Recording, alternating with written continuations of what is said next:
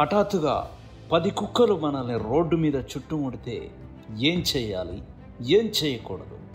కుక్కలకు feelings, emotions ఉంటాయి. కుక్కలకు ఈగో ఉంటుంది. సడన్గా కుక్కలు మనల్ని రౌండప్ చేసినప్పుడు వాటి ఈగోని హర్ట్ చేయకూడదు. మనకి ఈగో లోపల ఉంటే వాటికి వైఫైలా కుక్క చుట్టూ ఉంటుంది. ఆ సిగ్నల్ని ఆఫ్ చేయాలి కానీ ఆన్ చేయకూడదు. సడన్గా కుక్కలన్నీ మనల్ని రౌండప్ చేశాయి.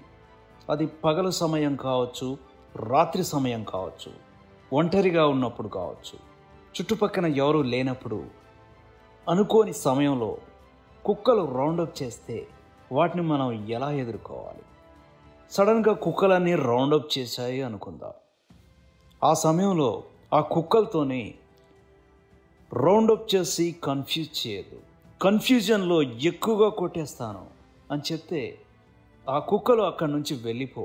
ఎందుకంటే వాటికి మన భాష అర్థం కాదు, వాటి భాష మనకి అర్థం కాదు. పోనీ కుక్కలు మనల్ని రౌండప్ చేసి అటాక్ చేయడానికి వచ్చినప్పుడు ఏ మార్షల్ ఆర్ట్స్ ట్రైనింగ్లో కూడా ఒక మనిషిని అటాక్ చేస్తే ఎలా ఎదుర్కోవాలి, ఒక వెపన్తోని కానీ ఒక గన్తోని కానీ వస్తే ఎలా డిఫెన్స్ చేయాలో నేర్పిస్తారు.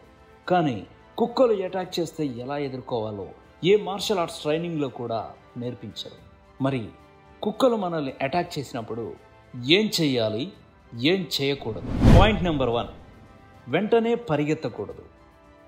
ఎందుకు పరిగెత్తకూడదు అంటే, మీకు ఎంత రన్నింగ్ వచ్చినా సరే, మీరు ఎంత రన్నర్ అయినా సరే, కుక్కతోని మీరు పరిగెత్తలేరు.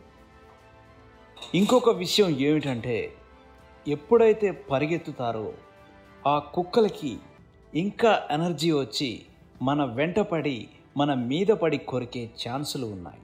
ఎందుకంటే అది వాటి నైజం. పాయింట్ నెంబర్ 2, కుక్కలకి కళ్ళల్లో కళ్ళు పెట్టి చూడకూడదు. కళ్ళల్లోకి కళ్ళు పెట్టి చూడవెందుకు అనే పాట ఉంది.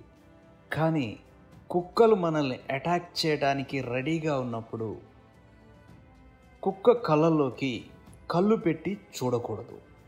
ఒకవేళ అలా చూస్తే అవి మనల్ని శత్రువుగా పరిగణించే ప్రమాదం ఉంది. పాయింట్ నెంబర్ 3, పక్కనే ఉన్న రాయితోని కొట్టడానికి ట్రై చేయకూడదు. ఒక రాయితోని ఒక కుక్కను కొడితే మిగిలిన 9 కుక్కలు మిమ్మల్ని అటాక్ చేసే ప్రమాదం ఉంది. మరి ఏం చేయాలి? ఎంతగా కుక్కలు మరుగుతున్నా, మిమ్మల్ని భయపెడుతూ ఉన్నా అక్కడ అలాగే నిలబడాలి.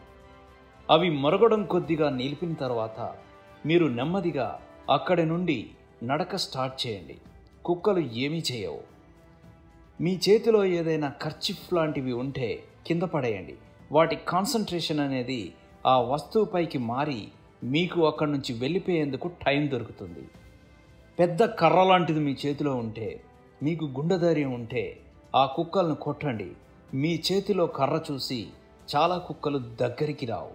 ఇంకా తెలుసుకోవాలంటే, మనకి ఎలా హద్దులు ఉన్నాయో ఈ వీధి కుక్కలకు కూడా హద్దులు ఉన్నాయి. వాటిని మాత్రం మూత్ర విసర్జన ద్వారా మార్క్ చేసుకుంటాయి. మనం అనుకుంటాం కుక్కలు కరెంటు స్తంభం చూస్తే కాలు ఎత్తి మూత్ర విసర్జన చేస్తుంది. కానీ అక్కడ కుక్క తన సరిహద్దుని మార్కింగ్ చేస్తుందన్నమాట. ఎప్పుడైనా కుక్కలు గుంపులుగా గొడవ పెడుతూ ఉంటాయి, అంటే మరుగుతూ ఉంటాయి. మీరు సరిగా గమనిస్తే ఒక కనిపించని గీత, కొన్ని కుక్కలు అటువైపు మరికొన్ని ఇటువైపుగా ఉంటాయి, మరుగుతూ కనిపిస్తాయి. కానీ ఆ కనిపించని గీతను దాటవు. అదే ఆ కుక్కల సరిహద్దులు. ఒక కుక్క తన సరిహద్దును దాటి వెళ్ళదు.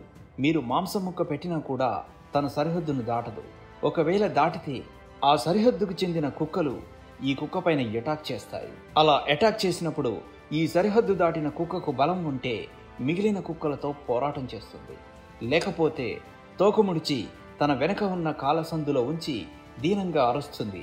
అలా చేస్తే సొంత ప్రదేశం కుక్కలు ఈ హద్దు దాటిన కుక్కను ఏమీ చేయవు. ఈ వీడియో మీకు నచ్చితే లైక్ చేయండి, షేర్ చేయండి, కామెంట్ చేయండి.